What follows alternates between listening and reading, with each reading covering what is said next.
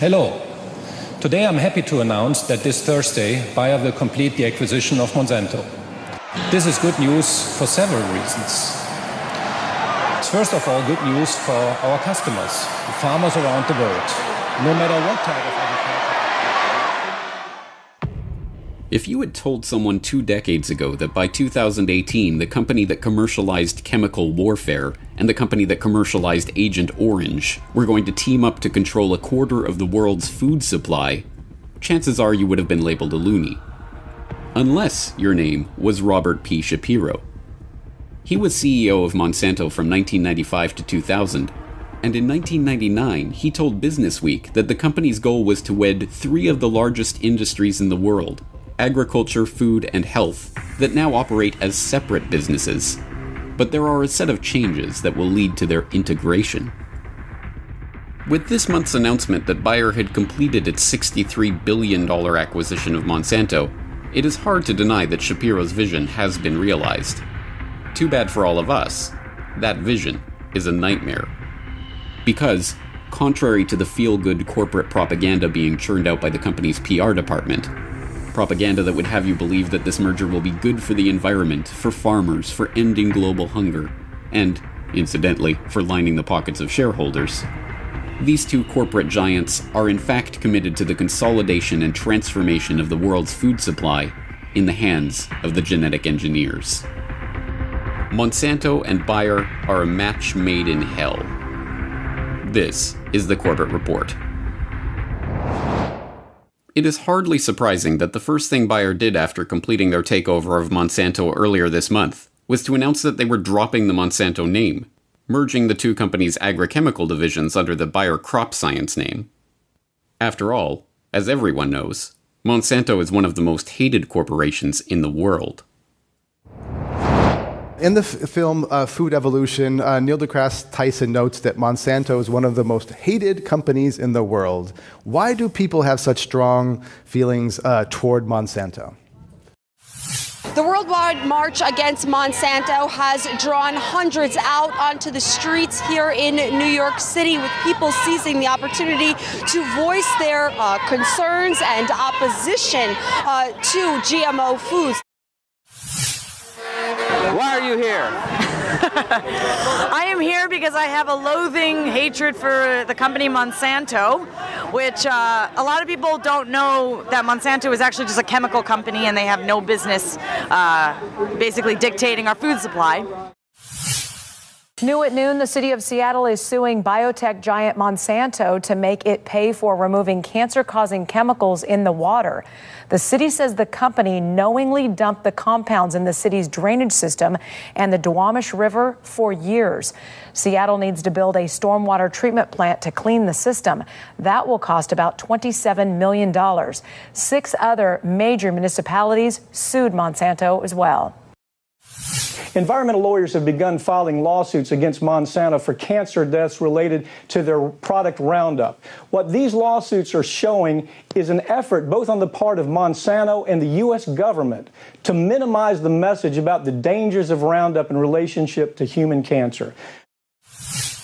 Now your bullseye is on Monsanto. Why is Monsanto so crucial to this fight over seeds? Monsanto is crucial to this fight because they are the biggest seed company now. Monsanto is privatizing the seed. They control 95% of the cotton in India, 90% of the soy in this country. They've taken over most of the seed companies of the world. This hatred of Monsanto is not unreasonable. It is, after all, difficult to think of a company that has ruined the lives of more people around the world, either directly through its coercive and litigious practices against small farmers the world over, or indirectly through the pollution of the food supply with their genetically modified crops. Many are familiar with the company's sordid past, including its role in the development of Agent Orange and its contribution to the epidemic of farmer suicides in India. But in recent years, Monsanto has gained special notoriety for its attempt to push the boundary of patent law in a self-admitted effort to gain a monopoly over the world's food supply. Even worse, Monsanto has, thanks to a revolving door with the highest levels of the US government, been not just evil, but extraordinarily effective in spreading its evil seed around the world. That revolving door has seen literally dozens of top Monsanto executives drift in and out of the US government agencies that, laughably, are said to regulate the agrochemical business, including Dennis DeConcini, the former US senator who now acts as legislative consultant for Monsanto, Mickey Cantor, the Commerce Secretary under President Clinton who also served on Monsanto's board of directors, Michael Taylor, Obama's deputy FDA commissioner who had previously served as Monsanto's vice president for public policy, Linda Fisher, who was appointed deputy administrator of the EPA in 2001, fresh off a 5-year stint as Monsanto's vice president of government and public affairs, and U.S. Supreme Court Justice Clarence Thomas, who served as a corporate lawyer for Monsanto in the 1970s. These officials have helped smooth the way for Monsanto to achieve a number of key corporate objectives, including the passage of the infamous Monsanto Protection Act in 2013. First off, President Barack Obama recently signed into law what many are calling the Monsanto Protection Act. Monsanto, the world's leading producer of genetically modified food, will benefit greatly from the bill since the legislation gives companies dealing in modified organisms and genetically engineered seeds immunity from federal courts. Nothing creepy about that. The bill states that even if future research shows that GMOs or GE seeds cause major health issues in consumers, the federal courts will have no power to stop their spread, use, or sale. Interesting to note, the bill carrying the Monsanto rider has virtually nothing to do with food, agriculture, or consumer health. It was inserted into a spending bill through lobbying efforts and the good work of freshman Senator Roy Blunt. Well, congratulations, Mr. Blunt. Well done. Very good. Maybe write him a letter. I love Mr. Blunt because Monsanto's such a wonderfully healthy, nutritious company. Really looking out, and it's amazing. The Center for Responsive Politics notes that Senator Blunt received $64,250 from Monsanto for his campaign committee between 2000 That had nothing to do with him making a protection bill or anything like that. That was just purely good citizenry at work. Of course. Mr. Blunt has been the largest Republican recipient of Monsanto funding as of late. Oh, lovely. So basically, Mr. Blunt gave him an out clause. We don't know what these GMO seeds and all that crazy they do does. Sorry for the sailor talk, but we don't know what these cats do. They basically are poisoning, the plants to kill bugs. And their pesticides are actually killing the bee population. There's research to prove it. And now, because of this law, technically, we can't do anything about it. Yeah, we can't go back as citizens. The government can't go back and sue them or hold them accountable for any of the actions that they've done. This is beautiful. This is wonderful politics as usual. The old, pay to play kind of technique of, we'll give you X amount of dollars, get you elected, and then help us out here. But ironically, of all the corporations in the world, Bayer is one of the few that could compete with Monsanto for its position as the world's most evil company. There are two huge issues with this Bayer-Monsanto merger. The first is that it's going to raise food prices all across the United States and even beyond our borders. Farmers have already experienced a 300% price increase in recent years on everything from seeds to fertilizer, all of which are controlled by Monsanto. And every forecaster is predicting that these prices are going to climb even higher because of this merger. So we're going to have this massive price hike at a time when 14 million Americans have already been unable to provide food for their families. And then we're going to have this ethical problem that's plagued both of these corporations for decades. Let's start with Monsanto.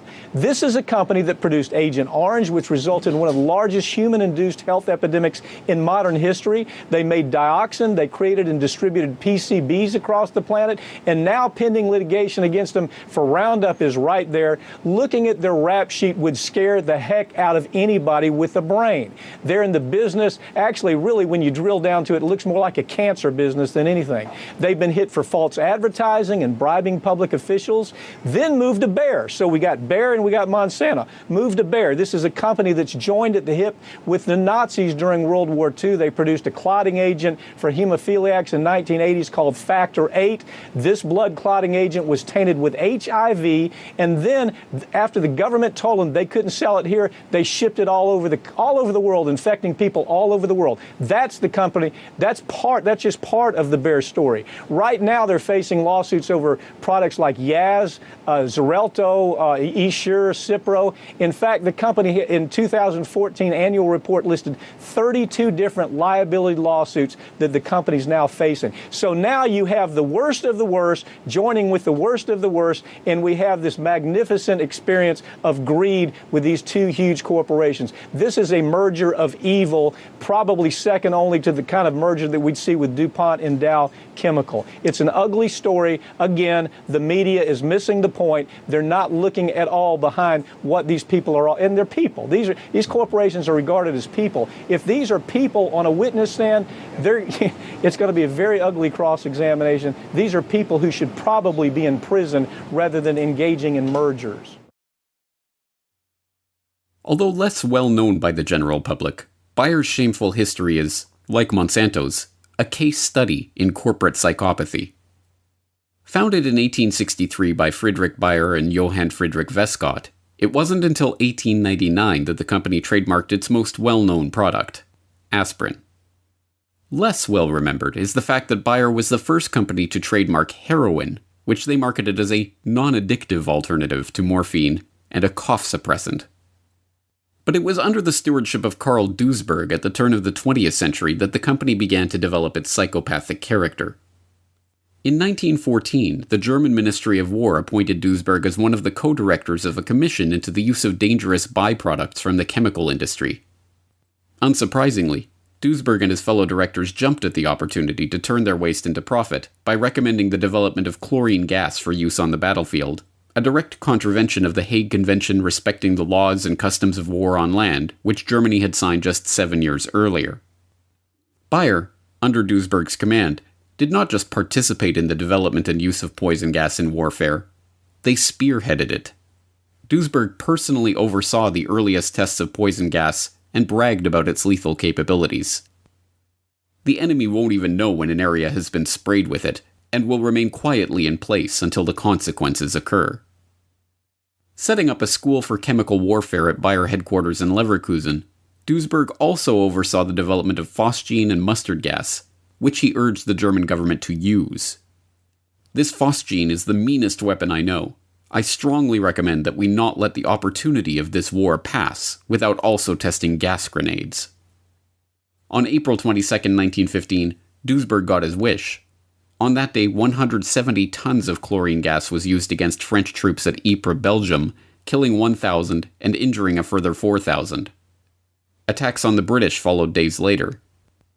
In all, some 60,000 people died as the result of the chemical warfare perfected by Bayer and urged on by Duisberg, one of the great, largely forgotten atrocities of the First World War. Most galling of all, Duisberg was not ashamed of his accomplishments.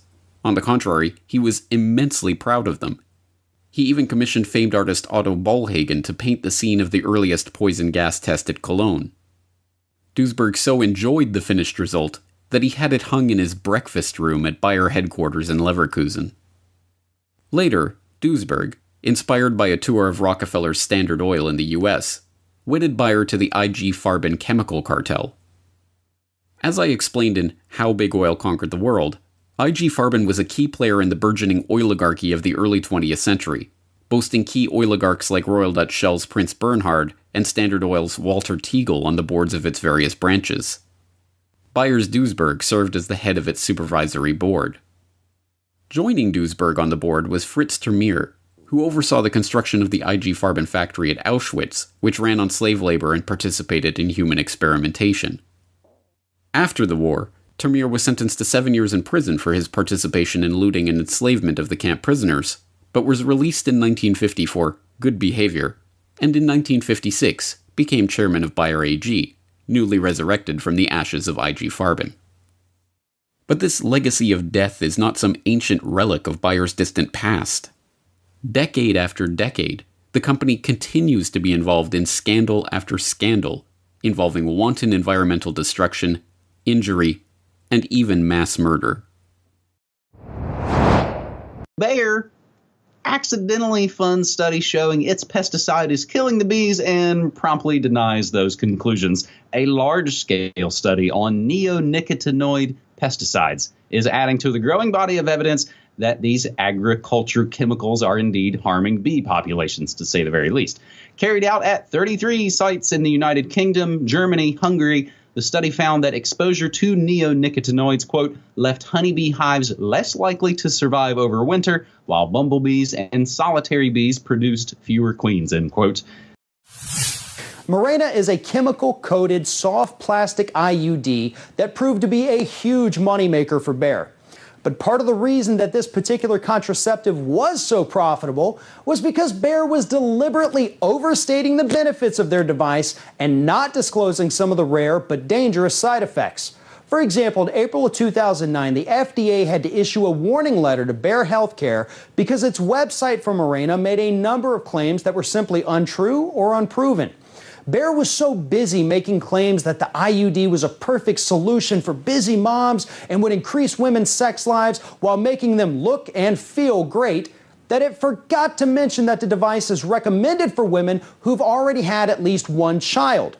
The company also declined to state that the Mirena IUD increases the risk of ectopic pregnancies, which is when a fertilized egg attaches to an area other than the uterus. So the CEO was actually speaking to Bloomberg Business Week, and he is trying to appeal the Indian court's decision to allow this patent for another company. He said the following: "We did not develop this medicine for Indians. We developed it for Western patients who can afford it." Oh, and look at that face. That's the kind of face that would say a thing like that. Doesn't he look so smug? Like, oh, please, we didn't develop this for Indians. We developed it for Westerners who are rich. In the 1980s, Bayer Corporation produced a medicine that was supposed to improve the lives of hemophiliacs. Bayer didn't tell those hemophiliacs that their product was infected with HIV. Because of that, entire families of hemophiliacs died with AIDS as the virus spread within households. When Bayer was ordered to stop selling their drug in America, they dumped their AIDS-laden product in Asia and killed Asian families. No one with Bayer management was arrested. No one who made these psychopathic quality decisions went to prison. They claimed the protection of their status as a corporation. That corporate status gave management the ability to kill people for profit and not go to prison. Indeed, it is not difficult to see why these two companies, each one a titan of its respective industry, each one guilty of the most atrocious crimes against humanity and the destruction of the environment, would feel an affinity for each other. But why merge? What does a pharmaceutical giant have to gain from buying out and merging with an agrochemical giant, especially one that carries as much baggage as Monsanto?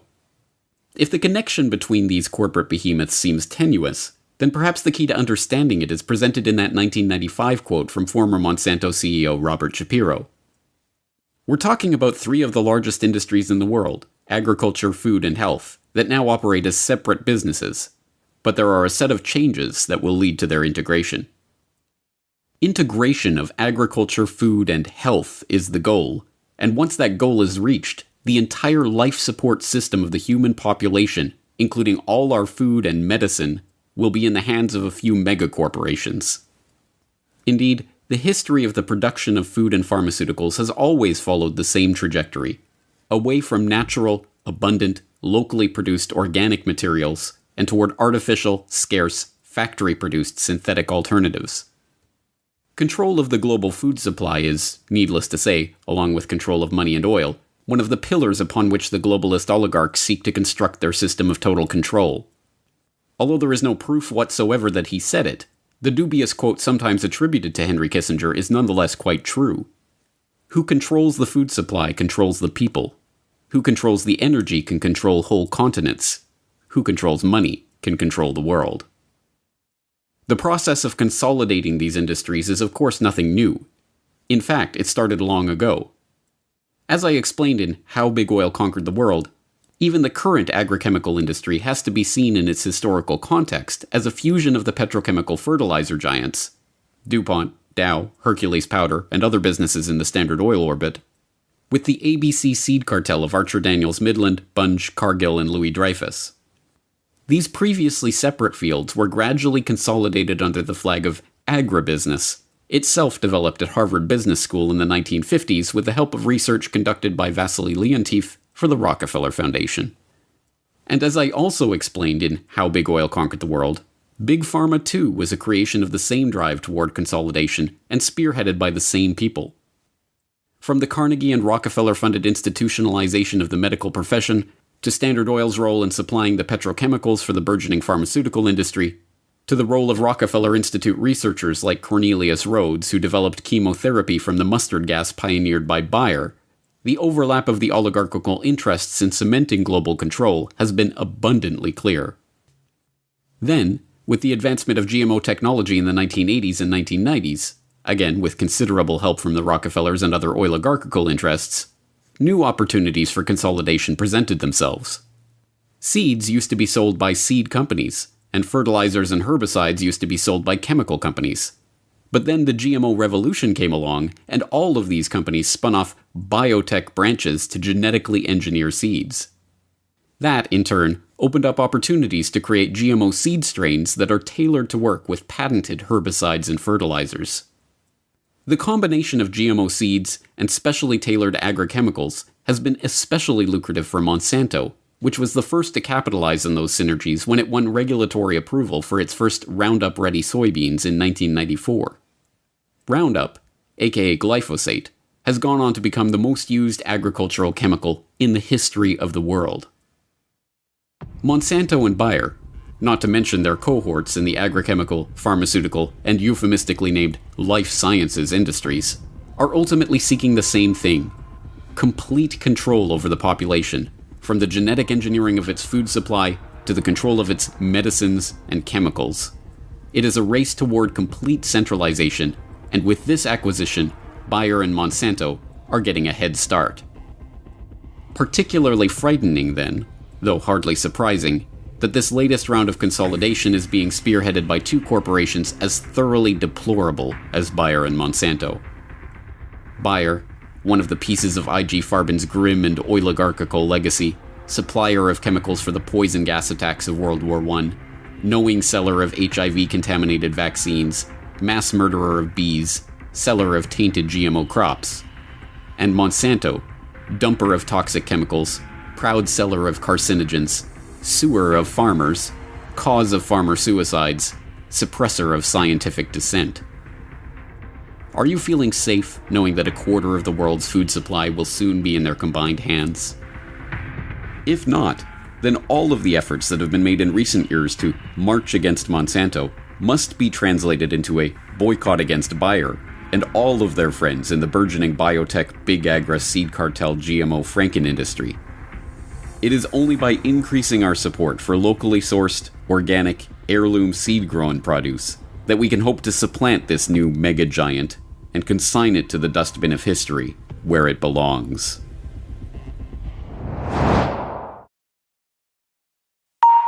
The Corbett Report is brought to you by the Data DVD series. From 2007 to 2016, each set of Data DVDs contains every podcast, every article, every video, and every interview from that year of the website. Celebrate the Corbett Report's decade of alternative media dominance by owning it all, only on these Data DVDs. For more information, please go to corbettreport.com/datadvd.